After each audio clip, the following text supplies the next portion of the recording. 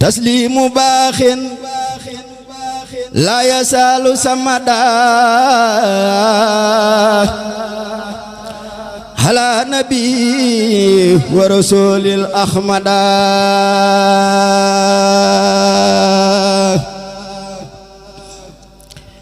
taslimu baaxin la yasalu samada ala nabi wa rasulil ahmada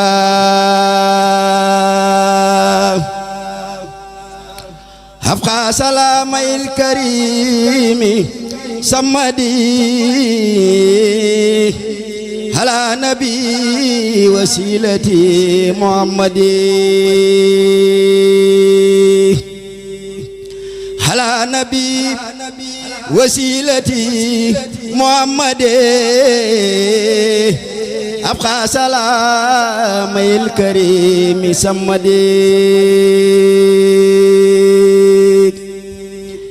ya Allahu ya Qadiru ya Muqtadiru ya man ilayhi juduhu yabtadiru najaytuka al-yawma wa qabla al-yawmi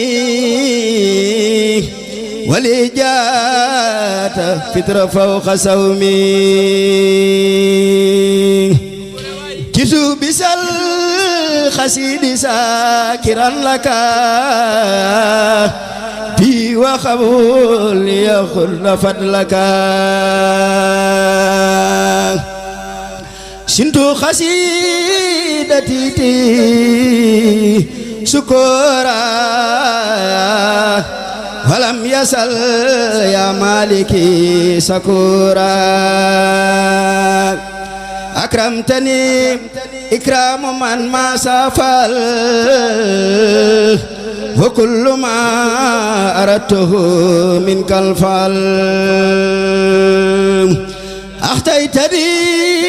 ya rabbi min ladunka sikran akiman faraditu anka baraktali ya rabbi fil khurufi wa khayraha wajudta bil makhrufi malaktani bi kawnikal karima ma khadali tafsira wal takrima ahtaytani ma khalban sa kullama mada min ad-duri mauta sullama kafaani man malahu kufan akhat bima li khairi saakha kulla man jaat akramani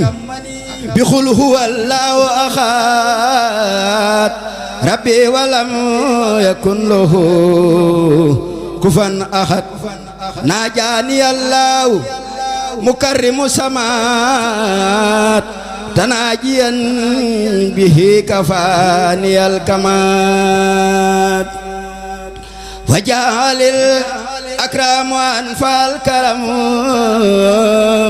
wadarraril bi khairi radinan salam asaluhu kauniti khasida khariyatan lihadatin mufida ya hayyu ya qayyum salli bi salam halal lasi jabia salil kalam halal lasi jabia salil kalam salli wa sallim wa taqabbal sal kalam munna hala harisil khurufi bima yafuqu sannamil makhrufi linasimil hurufi khalid rabah ya man kafa usal khururi wa nubab waliyu ya rahmanu ya rahimu ya hayyu ya qayyumu ya mukrimu ya waliyu ya rahmanu ya rahimu ya hayyu ya qayyumu ya